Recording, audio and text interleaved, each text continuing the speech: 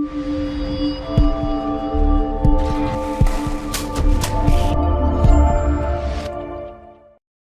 everyone, Zach Childers here with the Madison County Real Estate Investors Association, and I'm here today with our interview with a local expert, and I have my guest in the studio, Tim Knox. Buddy, how are you? I'm good.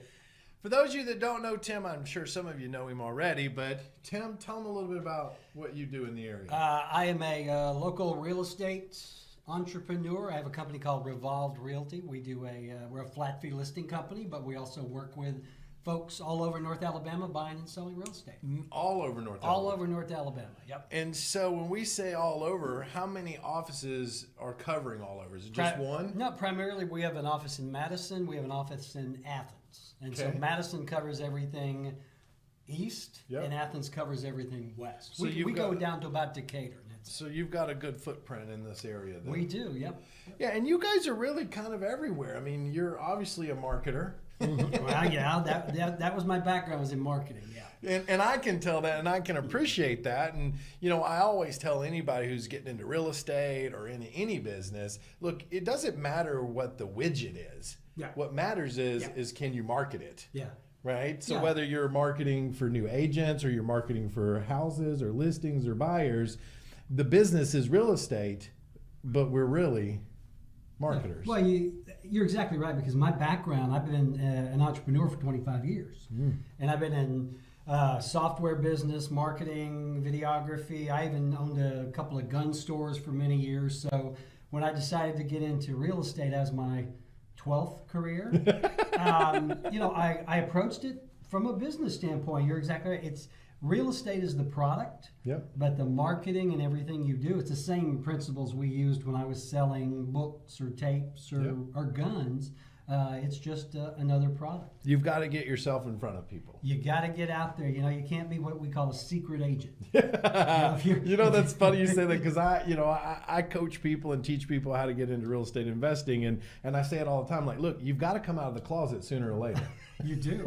Right? Like, you can't just study and think it's going to fall in your lap. Right. You got to get out there. Yeah. And I mean, there's really no more competitive business than what we do. Right. Anything real estate related, whether it's buying, selling houses, commercial property, investing, the competition is fierce. And if you're afraid to tell folks what you do, you're not going to do a lot of business. You know, and that's funny you say that, because I remember when I first started in real estate 16 years ago, I was kind of like shy about it. I didn't want to tell you. Shy? Well, it was a confidence thing, right? Like, it was like, well, like, do they really, like, I'm young. I was like 25 when I started, you know? So I had a little fear. And even when I talk to new agents, you know, it's funny, because I'll be talking to them about real estate, and then somewhere along the conversation, they'll go, oh yeah, and I'm an agent.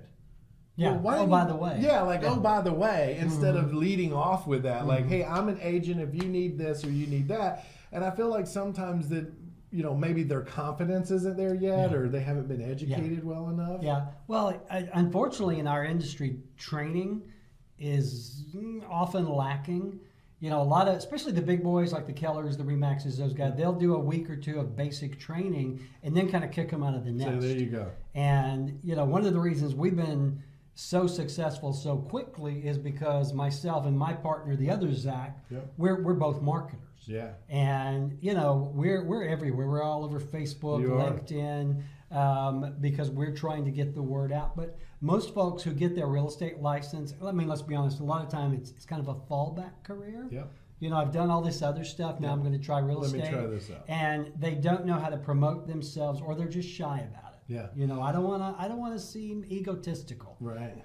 I got no problem doing that. Guys, we have a great show today for you. I'm going to be digging in to Mr. Tim over here about what it's like as an investor working with an agent, and also from your side of it, right? Like, what is it like for an agent working with an investor? So we have lots to go through, lots of questions. So we're going to jump right into that right after this little bit of a commercial for you from one of our sponsors.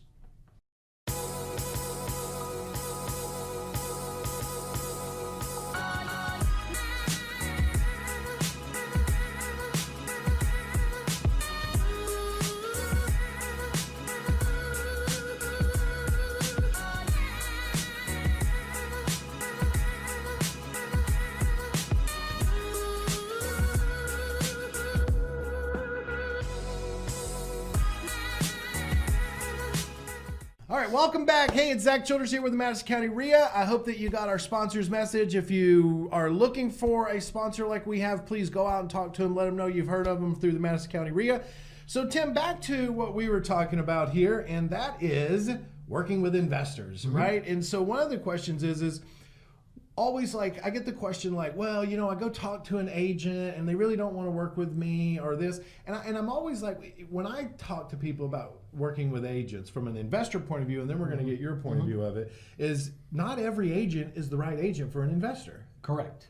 Yeah. Right. So when an investor's out there, what is the best practice coming from your side? What is the best practice for that investor who's looking for an agent-friendly investor type person to work with? It's a great question. You know, you need to interview the agent just like you would interview anyone, someone that's going to work with you, because that's really what you're doing. When you come to me and say, okay, I want you to find me investment properties, I go to work for you. What you need to do is interview me and find out, okay, do I have experience working with investors? Am I comfortable working with investors? Do I know what I'm doing? Right. And this is a big one, because just because someone has their real estate license, that gives them the legal right to represent folks in transactions to buy and sell. It doesn't mean that they're suited to work with an investor, because it's a completely different animal working with an investor than it is just working with someone who's looking for a house. I agree 100%. So the big thing is, does that agent have experience working with investors?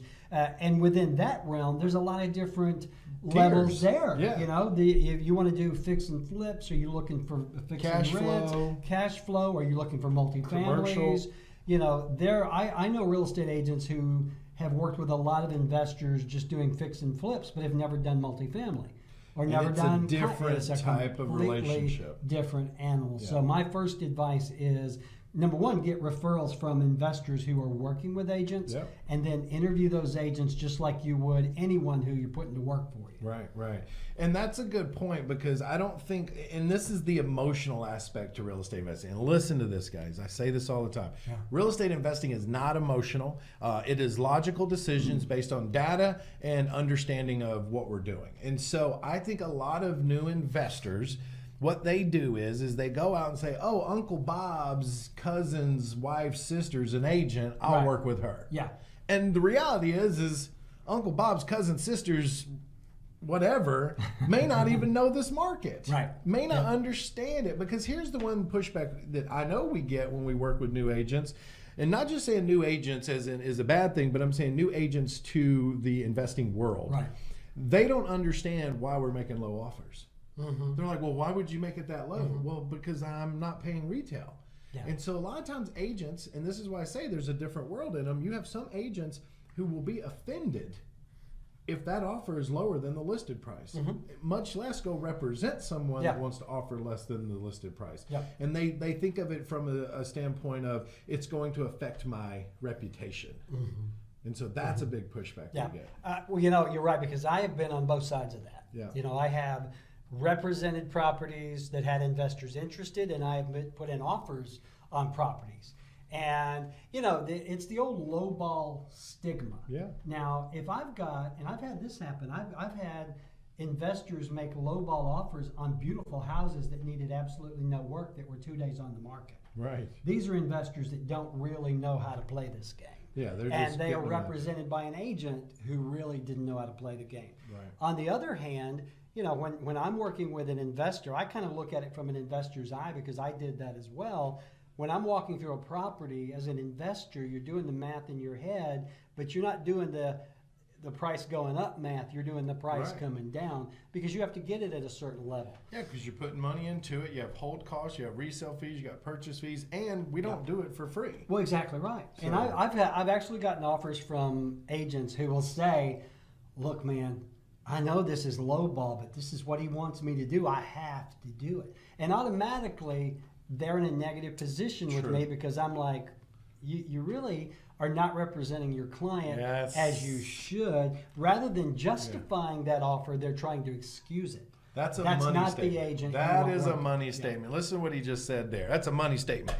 Boom. That is big time right there, because it's when the agent is coming and not representing the buyer correctly, saying, look, instead that agent should be like, look, this is where my buyer feels safe at putting an offer in based on what he's got to do to this property to get it back to market condition. You know, here's the offer. I'll be sending it over today for you guys to evaluate. Exactly. You have to be confident. Confident, right. You know. And stand up for your investor. Right. Not just, oh, I have to do it. Well, sadly, in my business, a lot of agents they make excuses for everything. And they actually blame their client for a lot of things. Well, you know, my client, I've actually had agents tell me, my client's nuts.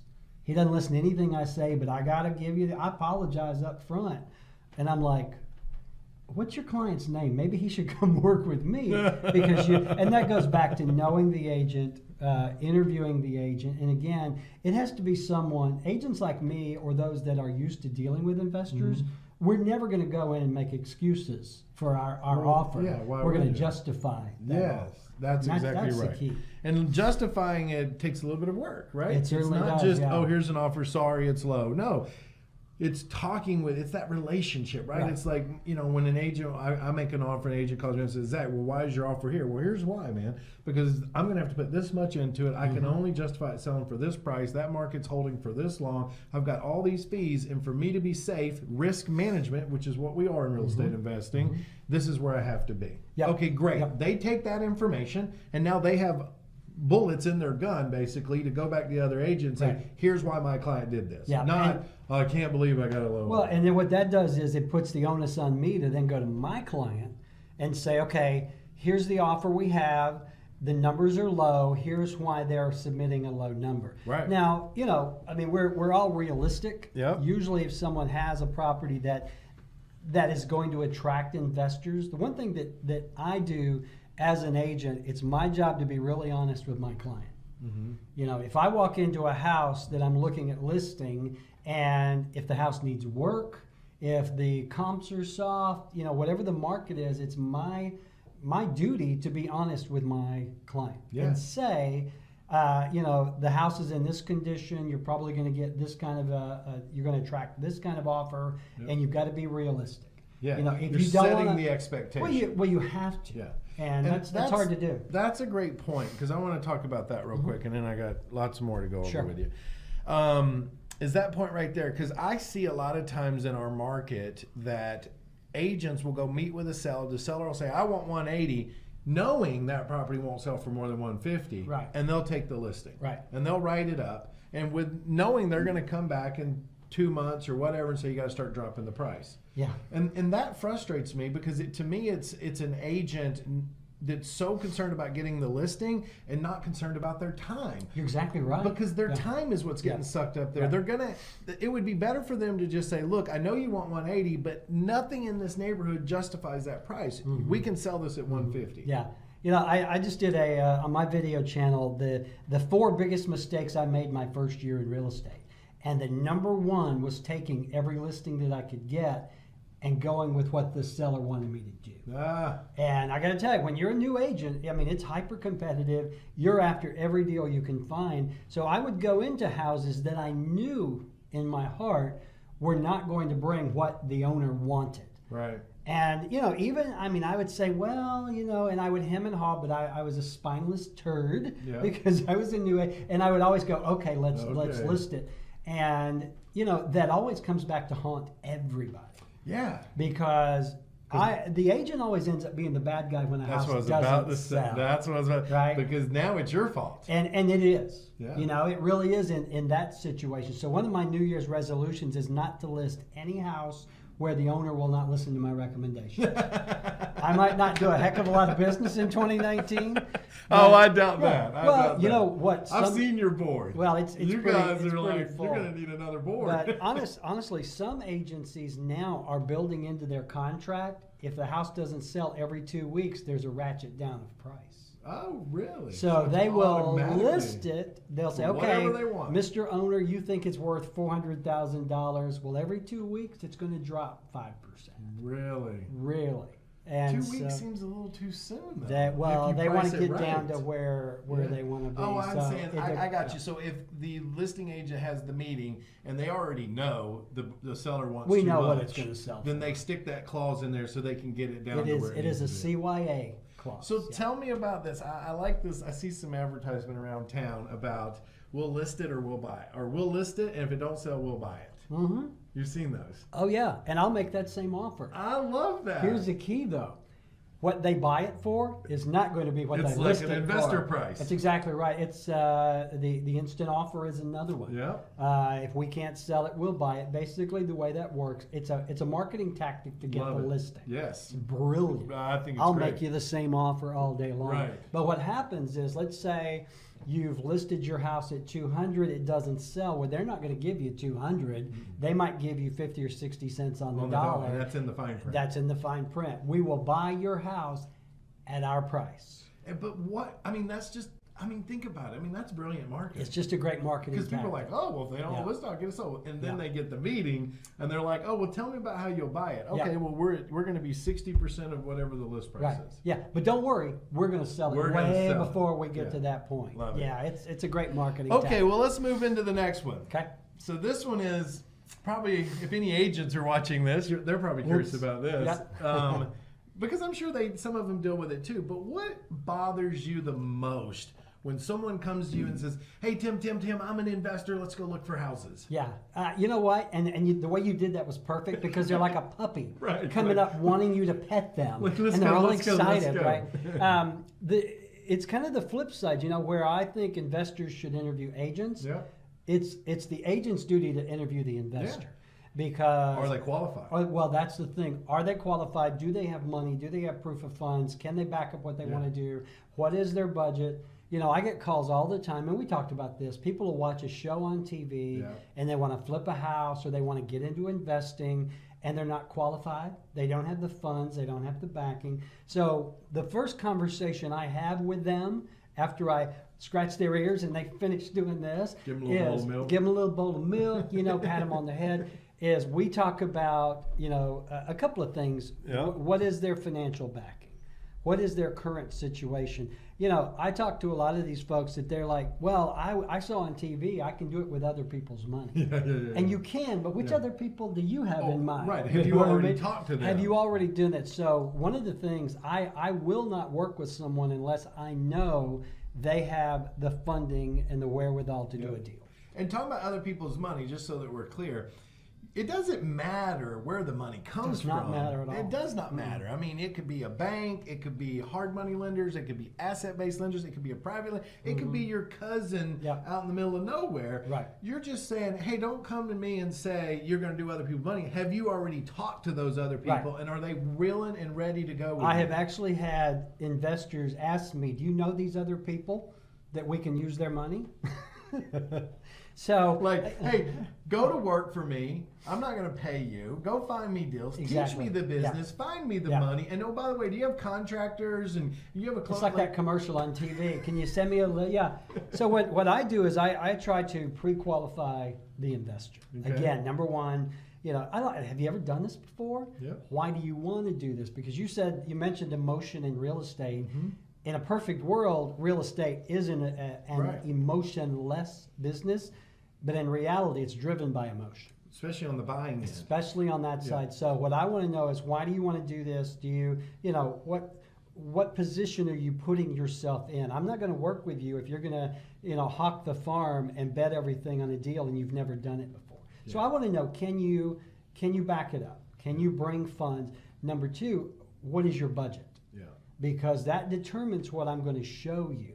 I'm not going to waste weeks of my time driving you around showing you 24 unit apartments if you can afford a 2-bedroom or even house. $180,000 house. Exactly. If their lender, they're new and their lender says, look, we'd be safe at $100,000. Right. Yeah. Because where are they going to come up with the other 80? And it's the same way if I'm showing someone who's looking for a house to move into. I'm not going to show you a $300,000 house if you've been pre-approved for $150,000. Yeah, let's talk about that real quick. Sure. Because I wanted to say this, like for an agent that does work with investors and understands investors, know how to talk to them, like, you know, obviously what you're going through, and stating here, isn't it a benefit to work with investors though? Because like a home buyer buys once and you may not see them again for 3 or 5 years, right? Yeah. But investors, if you get the right ones, they'll buy over and over and over I would again. be more than happy to work with no one but investors. Yeah. Because they're looking for repeat deals. You know, what's the average? People move every 7 to 10 years. Yeah. So real estate is not a repeat business. Right. But working with it, and I know realtors that have identified certain investors, and that's all they do is look for deals for that. They work with one client, and it's that investor. Yep. So yeah, there's I know a couple of agents in town that do extremely well, and they only work for investors. Right. That's all they do. We've got one that works with one of my deal partners out in the field, and she is on fire. Like every week, she's bringing us something. Yeah. But all she does is work with about 10 investors. That's it. Yeah. And so I'm always curious about that, like why some agents kind of want to stay clear of investors. But in my world, I'm an opportunist, right? And I think, well, I would rather have one agent or one investor who does 10 deals a year versus 10 homeowners I got to find houses for all year. Yeah. Because it's less work for me.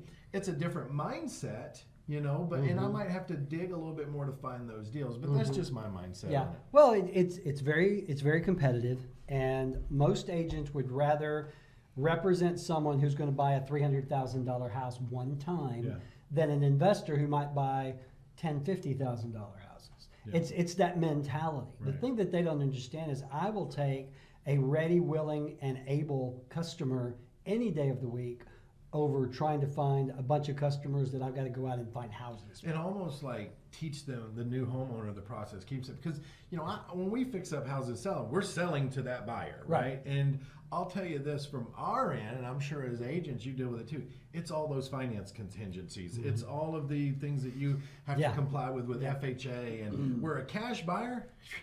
Yeah. it's an as-is sale. If you go back to the emotion thing, a good investor, an investor that knows what they're doing, does it without emotion. Yeah. It's all numbers. It's numbers. It's just math. On the other side, where you've got folks that are looking for a house to live in, it's complete emotion. And it's weird what they look at, because like we could go in and do up a house and we'll say, man, this thing is gorgeous. Yeah. Anybody's going to want this. And then we'll get a buyer, and then all of a sudden we'll get this list back. Oh, well, the doorknob was wiggly. Oh, the vent wasn't screwed down. Are you like, what? Yeah, there's a screw missing in the basement light switch. And I say this to my deal partners, the guys who are in the field running my projects and my flips. I always say, look, it's not what we see that's important. It's what the buyer's going to see. And the buyer's going to see the little things. Yeah. They're going to be like, oh, especially if it's a first-time home buyer. They seem to be more pickier than like that second or third time move-up buyer. Yeah, well, it's like their first child. Yeah. I mean, you've seen the commercials where you have your first baby, you're afraid you're going to break it, and then by the time you got your third or fourth kid, you just kick their butts out in the yard, you know. But I think one of the keys, though, to being a successful investor is being able to see that finished product through the eyes of the buyer. Yeah, right. You've got to be able to do that. And let's talk about that real quick. From an agent's point of view, speaking to all the investors that will be watching this, what is something that they need to keep in their mind to help the agent like you to sell the property? Yeah. Like if you were able to take an investor before they bought any property they were going to fix up and sell and say, these are the 3 or 5 things, if you focus on this, it'll help me sell the property better. Yeah. It kind of goes back to my old entrepreneur days where we always thought with the customer in mind, right? You've got to think, okay, when this house is finished, who is going to be the potential buyer? Yeah. Who is it going to attract? If it's a $90,000 house, it's a completely different buyer than if it's a $500,000 house. Those buyers have different expectations based on the price they're going to pay for the house. Right. So people in the $90,000 range, they're looking for a nice, comfortable home they can move. They don't care about granite. They don't care about backs, but they're looking. Payment is foremost in their mind. Yep. But they're not looking for the HGTV kind of house. They're just looking for a nice little house they can move into and they can afford. Get out of an apartment. Get out of an apartment. You get on the higher end, the $500,000 home, or even the $200,000-$300,000 homes. Yep. You know, everybody wants granite. Yep. Everybody wants a backsplash. Yep. Everybody wants tile. Stainless steel. You got to make sure all those things figure into the comps in the neighborhood and into your budget.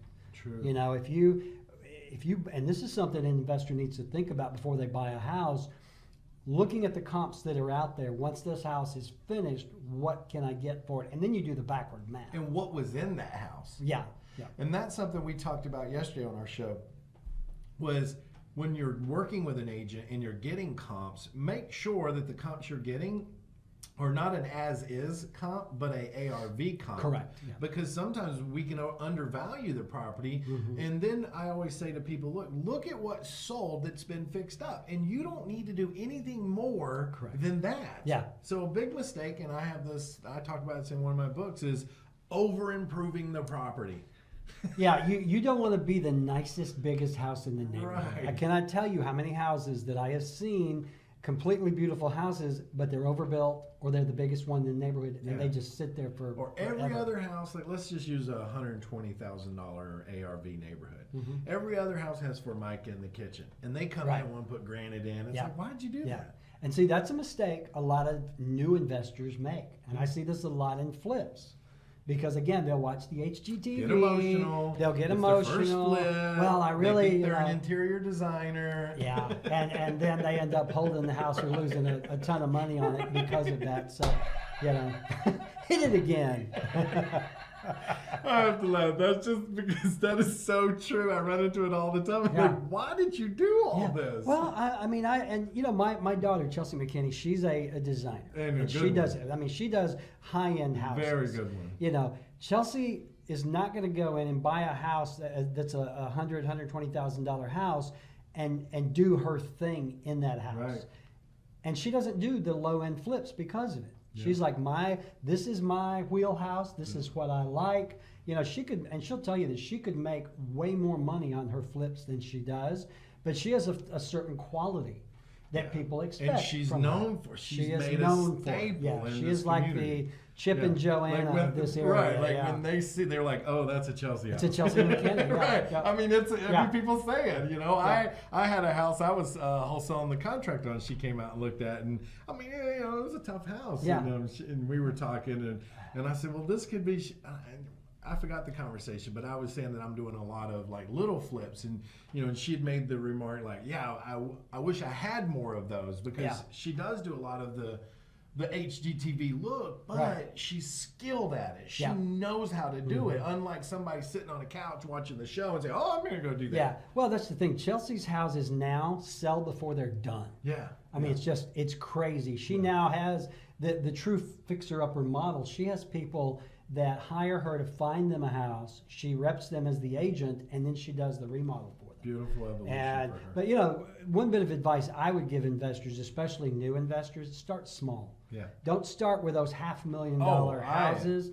I mean, there's one now in Blossomwood that the investor got probably at a really good price, but they have overbuilt it now. It's sitting there about $500,000, and everybody drives by and looks at it. You know, it's been on there almost a year. It's been on there a long time, and it's not going to go for. I mean, it's a nice house on the inside, but it's overbuilt for the neighborhood. They kept building and building, and that's where they make the mistake. Oh, well, I'll just charge more. You know, I'm going to put in this $10,000 granite. I'll just raise the price. Yeah. People will pay it. Yeah, like, oh, no, it doesn't happen. And it goes back to, it's a lot of times what eats people up on these rehab jobs, and one thing that I'm always keeping my eye on is the budget, the work change orders. People don't realize when the contractor says, oh, well, we can just do this and this. Well, that's going to cost extra. There's money and there, every one of those little this and thises just eats at your budget. So let's get back to this, back to what to do with the house. Is the old saying still true today? Bathrooms and kitchens sell the house. Yeah, kitchens first. Kitchens, primarily, bathrooms, master bath. square footage? No. You know what? Square footage is not that big a deal anymore because people that I see, you know, 2-bedroom, 1-bath houses that are blown out with the kitchen. I mean, just beautifully, right? So it really is all sizes. But what people are focusing on, and again, welcome to HGTV, the kitchen is the first thing. Okay. The master bathroom is the second thing. Those seem to be, and if you look at that, those are driven primarily by the women. Yeah. Because they're going to spend most of the time, and the guys, we don't care if there's grand. We like a nice garage, maybe a fire pit out back. We're cavemen, right? But it's really funny though, if you go into older houses, back 25, 30 years ago, the emphasis wasn't on big en-suites. The master bedroom had a normal bathroom to it. The emphasis was on the family room. Yep. Well, now it's completely turned around. So yeah, kitchen, regardless of the size of the house, a nice, spacious kitchen sells the house.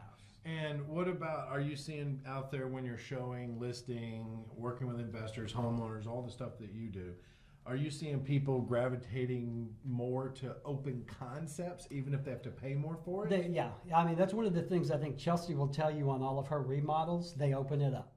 Yeah. Because, and again, it goes back to design from 25, 30 years ago. Every room was compartmentalized. There's a door everywhere. There's a wall and a door everywhere. And because you counted the number of rooms, right? Yeah. Well, my house has 9 rooms. Yeah. I got you. Now people, I honestly think that most people would love it just completely open except for the bedroom.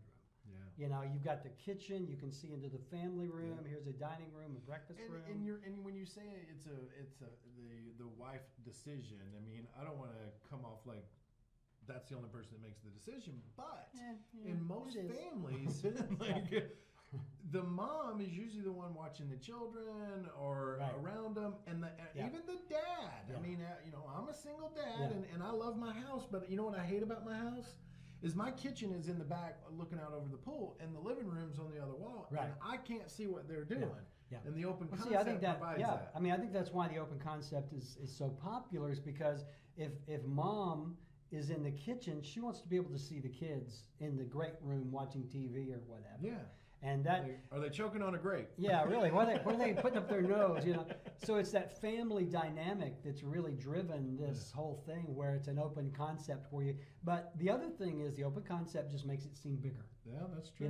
You can have 1,000 square foot house, and if you've got an open concept living area, it just looks bigger. Yeah, and you can create the flow. And I'm also seeing a lot out there in the market where we're getting to a point where we're seeing like a lot of the wood being brought back into the home. Oh yeah. Right? Like years ago, we used to, that's what they did. And I remember 6 years ago, we'd walk in the house and say, oh, look at all this wood, tear it down. Yeah, this paneling, it's terrible. Right. Get all this down. But now, I'm seeing houses coming on the market where they're bringing it from the outside concept all the way into the bedrooms, the kitchens, like they're making accent walls like the one behind us. Yeah. They're starting to bring that concept even into the living. People love reclaimed wood. Yes. It's all kind of about recycling. But for example, I've got a house listed in Madison now. The master bedroom, they did one accent wall with the wood like you have here. Yeah. That's just really cool. It looks really neat. Yeah. The other thing that's very popular is they're doing the barn doors. Yeah. The sliding barn doors. I mean, Chelsea does that a lot. My neighbor across the street, Mike, he bought this house and literally has been working on it since he had it. But it is gorgeous, gorgeous. On the inside, he's got everything, the walls painted, the trim's white, and the ceiling is T&V wood planks all stained. And in his master, everything's painted, white trim, bookcase, and all the doors are knotty pine stained. Yeah. I mean, it's gorgeous how just those little accents of bringing that wood back. And I'm a wood lover. I mean, I've sold exotic woods for years, and I just love wood. And I walked in there and saw his property, and I was like, oh my word. But there again, he paid full price for it. He's overdone that property for that neighborhood. So the reality is if he's going to stay there until his kids are grown, it's no problem, right? Yeah. But if he was going to try to flip that property, he would lose money on it. And I think that's an important point. It's okay to build for the neighborhood if you're going to stay there. If you're going to stay there, stay there. It'll catch up to you eventually. If you're just looking to flip it quickly and make a profit, you don't want to be the nicest place. You got to be careful. Look, and as I work with people all over here in the local market and national, that's the one thing I'm always driving home. Like, why is your budget $80,000? Like, what are you doing? What are the comps that have sold? What did they do? You don't need to do X, Y, and Z. Like, let's get that budget reasonable. So one, you could probably still make a reasonable offer on it, and two, you're not going to kill out your profits from doing it. So. Well, let's jump back over here. I want to go back to what it is that you do in the market. Okay. And so you had said that at Revolved Realty, you guys are a flat fee broker. Correct. Explain that, because there's different types of flat fee brokers, right? There's some guys that don't do nothing and just pay me $1 or whatever, and here it is. Yeah. But you guys are a little bit different flat fee broker. Yeah, let's talk about that. Yeah, we're a full service brokerage. Now, what we mean by flat fee is when you buy or sell a home, there's typically a 6% real estate commission there. Right. 6%. It's not set in stone. It's just kind of become tradition. And the way that is split up is 3% goes to the agent who lists your home, the person who puts the sign in the yard and does the marketing to sell it, and then 3% goes to whatever agent brings the buyer. All right. We don't do anything about the buyer's side. There's always that 3% to attract the buyer's agent. We do the flat fee on the listing side, meaning rather than paying us 3% to just list the home, we do it on a flat fee basis, and it's a sliding scale based on the sale price of the house. So you're typically going to save anywhere on the low end from $1,000 up to $10,000, $15,000. Oh, wow. And so your flat fee is always going to be less than that 3%. It's always going to be well under the 3%, and we do that without sacrificing quality. This is one thing I think that, this past year, I think we've done 50 or 60 deals in the last year. Awesome. And it's because we focus on the customer service. We do it for a flat fee, but we don't scrimp on anything else. We do, of course you get the sign in your yard, but you get professional photos. We've got a guy that all he does is take pictures of our houses. We do video. We do all kinds of marketing. We put you on our website. You're blasted out to 300 other websites. We spend a ton of money on Facebook and LinkedIn marketing, and we go above and beyond to get the house sold. Because you're marketers. Because we're marketers. It's what we do. Marketers. Yeah. And that's like your USP. It really is. It is. Yeah. I mean, because and if you think about it, you're probably offering a higher quality service than some other people who are charging that 3% on the listing side. Well, honestly, the impetus for us starting the company, my partner Zach Walker started Revolved in Athens about a year ago, year and a half. And the reason he did was he just would see these realtors charging 3% just to stick a sign in the yard, and then you let someone else sell the house. And that's their game. So what Zach started doing was he did the reduced fee, but he really increased the service, and it just took off like gangbusters. And talking about Revolved Realty, I mean, you guys literally came out of left field. We came out of nowhere. we really it was did. Like, boom! Yeah. And it's just everywhere now. Yeah, things are going really well, and I think it's because of the service we offer and how quickly we can sell homes. We do a lot of marketing just like you do with video and photos and that sort of thing. And everything we do, my wife is like, you're always posting on Facebook and you're always doing those videos. And I'm like, I don't do it because I'm pretty. I do it because it sells houses. Yeah, it's marketing. Yeah, and that's it. I mean, there are 3,000 some odd real estate agents in this county. That's it? That's enough. Holy crap. There are 90,000 in New York City. And that's something. So, we do things to stand out, and we do things that other, we literally will post hours and hours of content every week, and it's with the sole purpose of marketing the company and our listing. It's getting the message out. Okay, you got to get the loudest kid in class gets the most attention, and I've always been the loudest kid in class. So that's funny because we started this conversation off with marketing, and here we are back on marketing. It's all it's about. And it's whether you're an investor, whether you're an agent, mortgage broker, it doesn't matter. You've got to get your message out there. Well, you do because people, and what a lot of realtors will do, and no offense to them, I mean that's fine. It's the way it's always been done. They'll get the listing, they'll put the sign in the yard, they'll get some pictures taken, they'll put it in the MLS, and then they'll wait for one of the other 3,000 agents to bring a buyer. Yeah. We want to bring those buyers.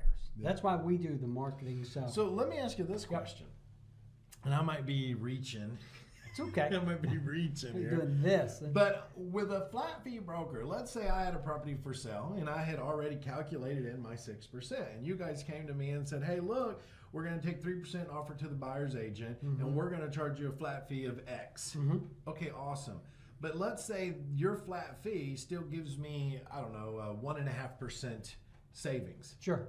Could I pass 1% of that over on the buyer side to You attract can more do buyers? You can do whatever you want. You understand why Yeah, I would do yeah. that, right? Like, Oh, yeah. say, instead of the buyer bringing me a buyer at 3%, hey, now, look, I'll pay you 4% Yeah. because I'm saving Yeah. with you guys on a flat fee Yeah, listing. or what you can do is you can take that money that you're saving, you can offer it as a buyer's agent bonus. Yeah. You can apply that to your closing costs. Yeah. You can apply it to whatever fixes, Yeah. or you can put it in your pocket. So it's like it's your money, do what you want. And that's the beauty, and I want to kind of just point that out, is not just all the stuff you do, but the advantage it gives somebody to help sell a property Right. faster. Yeah. If we're saving them, $2,000, $3,000, $4,000 in listing fees, that's money that they can then, again, they can put it toward whatever they're doing. If they're putting a house, they can offer it to the buyer's agent. They can, they can put it in their The pocket. other big thing, listen to this, investors, is this. If they know they're working with you and they're getting that kind of savings, it can allow them to make a higher offer. That's exactly right. So instead of everybody else who's calculating a 6%, I probably shouldn't be telling people. Because I am a buyer. Yeah. But I mean, hey, it's out there. But the point is if they know their cost, and because part of making your offer is, how do I get costs down so that I can get the deal, right? And if they can mitigate their resale cost, then it allows them to offer more on the deal. Yeah. So, If you're an investor, you're always looking for ways to get in lower. Of course. At a lower price. And so the fact that, especially if you're the investor and we're listing your property, you're going to save X. So again, instead of an $85,000 offer, I know I'm going to save, let's say, $3,000 with you guys. Well, I can go and say, look, I'm willing to pay $88,000 for it. That money is in your back pocket. Yeah. You do what you want. That's awesome. Okay, well, listen, I'm going to talk about this last part here. So we get a lot of people at the RIA and just people who come by the office that are investors, and they always ask me the question, Zach, I think I'm going to go get my real estate license. I think I'm going to go into real estate, because I think it complements. And it does complement. It does, yeah. Sure. Just to be clear, I'm 16 years in this, and I've never had a real estate license because I lean on partners, right? Like that's their job. I have a job. They have a job. But if somebody does want to go that route and they do want to go get their real estate license, what should they look for in a brokerage that they would then go work for? It's a great question. I mean, if you're thinking about getting your real estate license, the first question is why? Yeah. Are you doing it so you can save on commissions? Do you think it's going to somehow augment what you're doing? Great. Once you go through, it's like a 60-hour class. You have to take a state exam. You have to pass by 70%. You get your license, and then you have to hang it with a broker. Right. And I actually just did a video on this yesterday. You need to sit down with that broker and find out, number one, what are the splits? If you're going to be an agent, you're concerned about things like splits and fees and costs and that sort of thing. But if you're doing it to rep your own investments, you need to find out if there's still that split with that broker. Meaning, let's say you, as an investor agent, you've gone out and you've got your own deals and you're representing yourself. When those deals close, do you have to pay a big cut to that broker? Yeah. And a lot of them will say yes. I mean, if you bring your brother to the table, they're going to get their cut. Right. So, when, like, for example, with us, we do a reduced fee. If it's your deal, it's your thing, we're going to charge you a few points just for us to help with the paperwork. A lot of others we're going to want their 20 or 30%. So that's the or big more. Or more. I heard a story today. There was a girl, and I know her. She's a rock star. She produced almost $300,000 in broker side commission. Okay, not all commission, but broker side. Yeah. And she only received $70,000 of that over. Oh yeah. There are. That means that brokerage made $230,000 off. Brokerages will charge anywhere from, they'll keep anywhere from 70 to 20%. Ah, that's crazy. And it is crazy, and that's one of the reasons why we've added 5 new agents in my office in the last month, because they're coming from other brokerages looking at our pay plan, and it's a hell of a lot better. Yeah. And you provide a bunch of stuff. We provide everything. That's one of the things that really sets us apart. If when I got my license, I hung my license at Keller Williams. And at Keller Williams, you have to pay, there's a pretty sizable split. You have to pay fees, but you also have to pay for your own business cards, photos, signs, lock boxes, marketing. You incur all those costs. With Revolved, if you come and we accept you as an agent, we pay for all of that stuff. Yeah. You know, we provide business cards. We provide all the marketing materials, the signs, the lock boxes, everything. But back to your question, if you're an investor and you're looking to commingle your investing with your real estate agenting, you just need to find out from that broker, okay, if I bring my own deal, if you go and you've got a house that you're flipping and you're bringing the buyer, how much of your paycheck do you have to pay your broker? So I'm going to hang my license with you, but my intent is to take my own investments and list them as the agent. If I'm doing all of that, what do you want out of that? That's the question. Yeah. And here's the other thing I get a lot too, and why investors want to go out and get their real estate license is they say, well, look, when I'm doing marketing, I'm finding people that can't sell to me at a discount, but they need to list it. And so it's like, why waste the lead? Right. You know, if I can't buy it, then let's list it. Yeah, and you know, it's a really good kind. I've got a new agent coming on who is an investor, a flipper investor, and the reason that he got his license is that very reason, because not every deal that he pitches is going to fit that mold. So he would like to have his Revolved card in his pocket where he could then list it at the reduced fee. So they kind of go hand in hand. But yeah, most traditional real estate companies do not know how to handle investor agents. Oh, I agree. And that's why when you started sharing your model with me, I knew, and I even said it, no wonder you're growing so fast. Like, no wonder. Like, this is almost like any agent out there that hears what Revolve is doing, they're going to gravitate towards that, or at least entertain a conversation with one of you guys and say, okay, well, tell me what you've got going on. Yeah, and I got to be honest with you, one of the reasons we do it that way is because Zach Walker and Chelsea McKinney, the two owners, they were both investor flippers before they were agents. And so we kind of customize for those folks. I love it. Yep. Well, Tim, thanks for being on the show, man. This is great. Enjoyed it. I'm glad you were here. That was I'm glad you wore purple. You got the memo. I did. Got my wristband on. You did good. I got my wristband. Hey, guys, I hope you got a lot of value out of this today. It's really just understanding interviewing expert shows is finding people in the local market that are doing what we're trying to do and really picking their brains so that you can figure out what should I be doing? What should I be looking for? So this is Zach Childers with the Madison County REIA. I just want to say thanks for Tim for stopping by. Tim, tell them how to get a hold of you if they want more information. I am all over the place. According to my wife, I'm like Santa Claus. Yeah. So, you can find me at revolved.com. You can call me 256-679-0704 or Tim@Revolved. Tim at Revolve. Check out Revolve Realty. It's a great company, guys. Even if you're not an agent and you're in the investing world, give them a call. Go check them out. They're off of Castle Drive. In somebody's old location. I still get your bills. You can pay them. Okay. Hey, guys, listen, Zach Childers here, and I hope you enjoyed this interview with an expert show. We have more coming your way. Stay tuned. We'll see you on the flip side. Bye now.